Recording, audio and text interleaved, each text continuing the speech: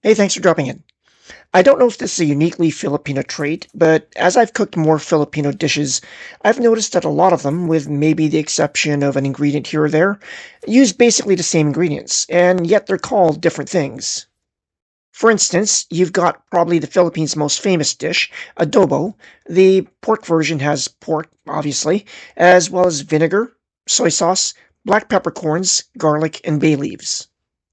If you up the vinegar and add onion, banana blossom, and a little sugar, you get pakso na baboy. Finally, if you cut back on the vinegar and throw in a few star anise and black beans, you get what we're making today, humba, or as my daughter calls it, humbug. All three are delicious and each worthy of its own video, but today we're only focusing on the last one, humbug. I mean humba. Coming up next.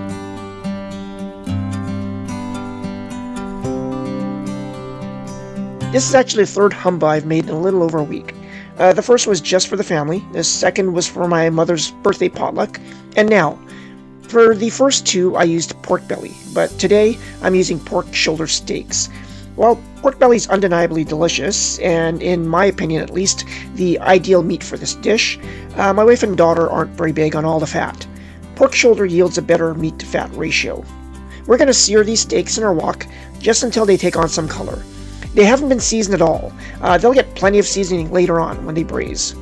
This will probably take a good 10 to 15 minutes, so a little patience required. Our pork's looking good. There's a little more grease in that wok than we want, so after I pull these steaks out, I'm going to drain most of it. Our wok's been reset, so now we can add our onions. We're going to cook these down just a little bit until they soften and get lightly brown. After which, we can add our garlic. These will only take about 30 seconds to become aromatic. Then the pork goes back in, along with any juices. At this point, we can finally season with some salt and pepper.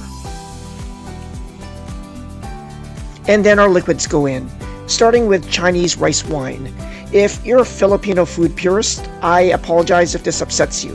However, Filipino food does share a lot of techniques and ingredients with Chinese cuisine, so this isn't completely out of left field. Plus, I like the extra flavor the wine adds to the dish. We're going to give this a few minutes for the wine to evaporate its alcohol and absorb into the meat and onions. Okay, let's continue. Next in is some pineapple juice. This will give our humba sweetness as well as a slight hint of tropical fruitiness. Like the wine, we're also going to give this a few minutes to absorb and reduce. I think our juice has absorbed enough, so let's add the soy sauce. I'm using light soy. You could use regular soy if you wanted, you just have to watch how much extra salt you put in. Our final liquid ingredient is a couple of tablespoons of vinegar. I'm using apple cider, which is my go-to. In the Philippines, they'd use regular white distilled vinegar, which would give it a stronger acidic punch. It's up to you. Now for our spice. A couple of star anise and a couple of bay leaves. If you're unfamiliar with star anise, its main flavor is licorice, with hints of clove and cinnamon, and it has a kind of sweet note to it. It's going to add a really unique flavor to our dish. We'll add some water, because this is going to simmer for a while and you don't want it drying out.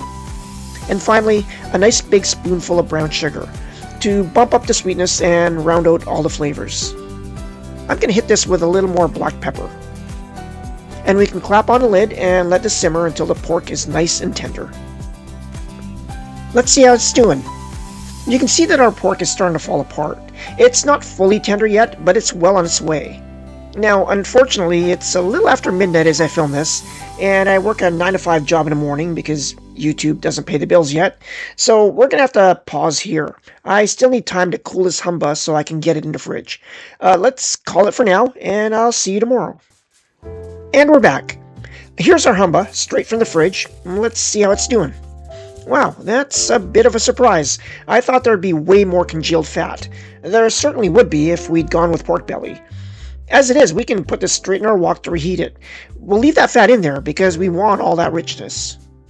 Before we finish this thing, let's pull out the bay leaves and star anise. They've done their work. And we'll also remove the bones. And finally, we can break up some of the bigger pieces.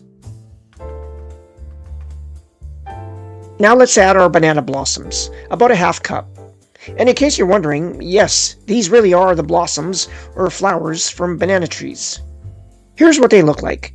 They don't add a ton of flavor. Their main job in this dish is to add a bit of texture.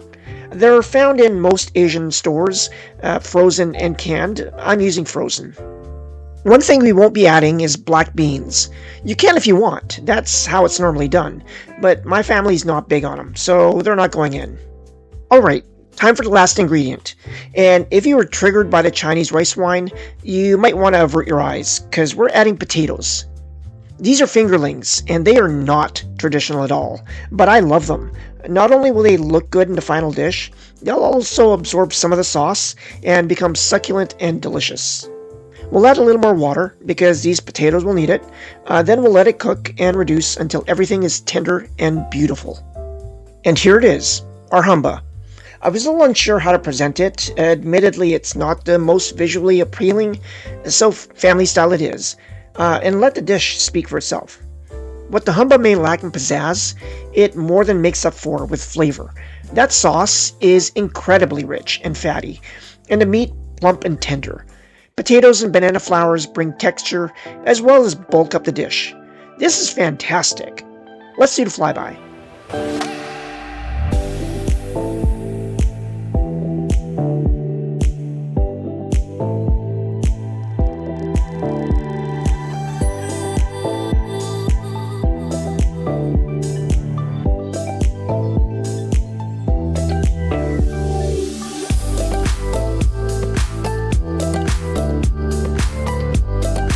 Thanks for watching. I hope you enjoyed this video, and I sincerely hope you give this dish a try. If you do, please remember to drop a comment and let me know what you think. And also, don't forget to like, subscribe, and share before you click out. See you next time.